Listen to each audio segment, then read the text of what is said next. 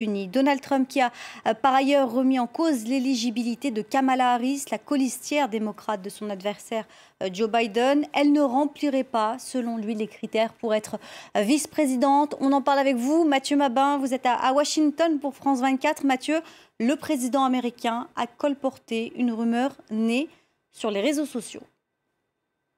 Oui, Donald Trump n'en est plus à une contradiction près. La relation que le président entretient avec la presse fait désormais partie de sa légende.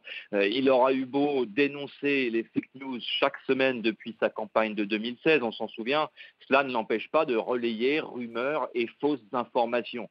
Cette fois, vous l'avez dit, la rumeur porte sur Kamala Harris et le fait qu'elle ne serait pas éligible à la fonction de vice-présidente pour vice de procédure justement et infraction à la Constitution.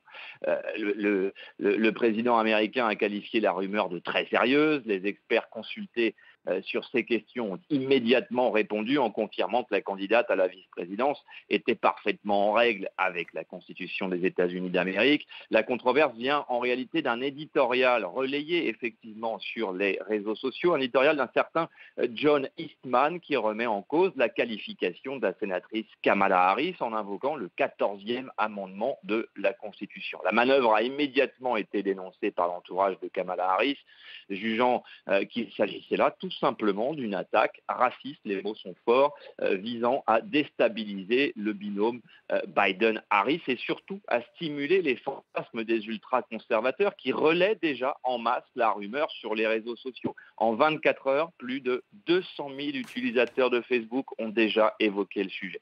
En réalité, ce n'est pas une première pour Donald Trump, c'est même une répétition, un bégaiement de sa stratégie. On se souvient des frasques qu'il avait opposées à Barack Obama dans les mêmes conditions et pour le même motif.